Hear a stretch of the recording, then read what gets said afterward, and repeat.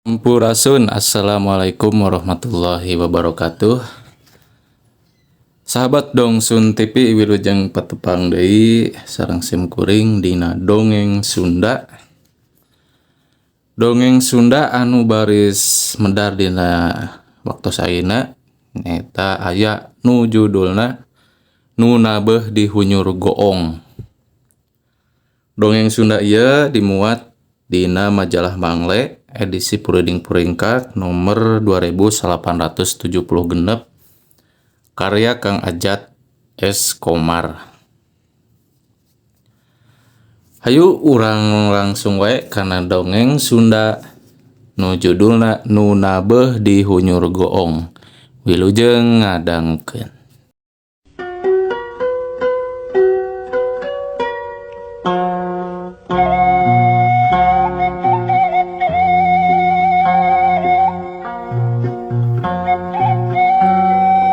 Sora kemprang kendang jeung jelenggungna sora goong asa numbrag kana ceuli. Ngalengkah di kerepan nyusul karsa nu leuwih ti heula indit. Ongkoh hayang tereh nepi kanu dituju, panasaran siga kumaha atuh nu sok nabeh di hunyur goong teh. Da sora nang neng nongna mah geuning teu beda we jeung gamelan wayang. Sakapeung nu kadenge sadahareupeun ongkoh deui asa tukangen. Laun-laun sawer kabawa angin, lapat-lapat kadenge ngajauhan.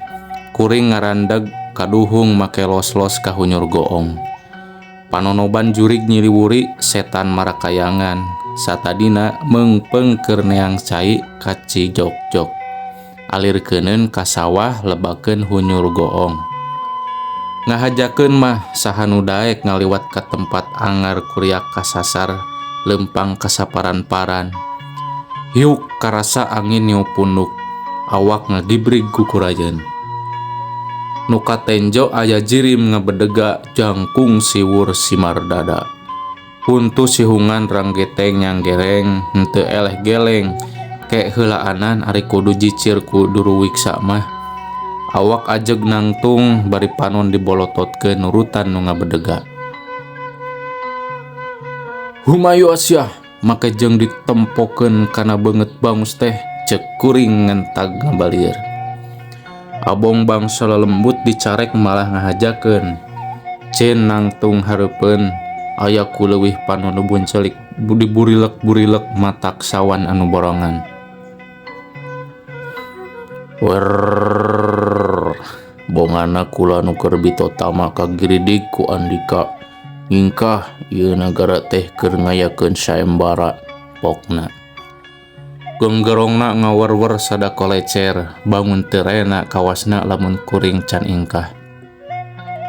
Naha boga anggapan kitu, da sidik ieu mah jajalaneun paranti menerkeun cai jeung lain kuring wungkul nu ngalalar ka dieu teh dan nu katenjona oge ukur galeng solokan cek kuring kawas ka jalma. Ngan maneh mah beda jeung nu sejen, hayang nyaho ka bangsa kula, nya ku aing ditembongan. Bongan kareunge jadi weh panasaran, cek kuring posisi angger nangtung. Ti corona disada deui kawas tadi ceg kana botol nu usi cai bawa ti imah. Henteu poho dijampean sebrot tiburakeun kana beungeutna.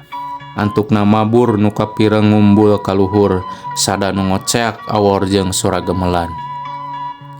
Asa karek sapanyepahan yang hap teh aya deui nu katenjo. Nu ieu mah pangawakana pendek petekel, leungeunna pereket, irungna mancung ka jero. Hehehe, geuning aya manusa, cenah lempangna bangun engkle. Aing ti tadi ge di dieu keur ngaroris cai bisa anu mengkolkeun, tembal teh bari panon teu leupas manco kanu acla-ecele nyampeurkeun. Rek minu saembara tadi nama uing teh ngan nenjo maneh bisa ngayakeun huru-hara ka bangsa uing, ceuk si pendek leungeunna nu pareket dihapeureupkeun tuluy narajang. Hai, kuring ngentak ngagiwar panarajangna nyamos. Cuman taka ha. Huluna beunang disambar ku peureup rarasaan neunggel pisan kana babatokna. Tapi ukur norobos angin. Cakakak seuri nembongkeun lelewa pika ijideun. Kadua pereupna kawas nu rek tinju diambangkeun nyasar beungeut. Oro kaya kuring luncat ngahindarkeun panarajangna. Si pereke teh kesit hayoh pasang kuda-kuda. Posisina bangun rek luncat ka tenjona ngawahan. Dina jaket karampa aya nu ngajendul, botol cai urut tadi regot teu antap warah deui huluna dibura. Si petekel teu manggap mulia ngudupung, cirimna dipuih ku haseup sarta ngiles. Awak ngarasa lungse balas nandingan dua dedemit. Ras inget dongeng Mang Warya bapana Karsa cenah pangna disebut hunyur goong teh baheula samemeh dibedah dipake lahan keur sawah aya hunyur mangrupa goong menjul tengahna. Eta tempat sok dipake latihan ngadalang ku Kisuki dalang kawentar di kampung Citaksir. Ngahaja nyaung-nyaung ongkog eta hunyur milikna Kisuki ambeh tumanina henteu ngabaribinan tatangga. Ari latihan tidinya mah kawasna basa rek nabeh ka Ciborengkal mobil nu ngangkutna tigebrus kana jurang. Kisuki maot para nayaga ngan hiji dua anu salamet. Bulu punduk mingkin muriding sora gamelan ngadeuketan tabeuhna anu kadenge ku bajiro kawas mirig anu keur patelak. Sanajan kasieun meh mulibeng sabudeureun moal ingkah hayang nenjo bungkeulekanana. Dicarek sia ku aing. Kasaha eta teh kehet? Ceuk kuring teu eleh nyureng. Nah ada taya kacaritakeun aya jelma di leg-leg juri. Kalayang ngagaya bagjangjangna meh ngarungkup. Buk ngaring kiwik panjang siga nu ieu mah bikang palebah dadana maburahol. Turun, tong nyebetan di luhur bari ge kateu ari mamul adu hareupan mah deuleu. Kuring tuluy nakisan sabetan si Rayud. Cirihil seri bangun mu puas, nu diajak ijen teh beuki merekpek nyamberan. Kuring kawalahan ngayonanana sora nu nabeuh tambah atra jeung asa nampeu deui, malah mingkin deukeut. Ayeuna mah katangen panggungna oge atra mabra lampu sabudeureunana. Ngan aya nu aheng jeung teu kaharti ku akal, boh dalang boh nayaga marake baju pulas bodas, lebah sirahna lain marake totopong. Dibaguded ku pulas baju nu sarupa, bangun di talian tungtungna. Dalang ngegelkeun wayangna nahabeut anu bieu nyarerang kuring, sirang geteng si pereket jeung si Rayud nu nyamberan.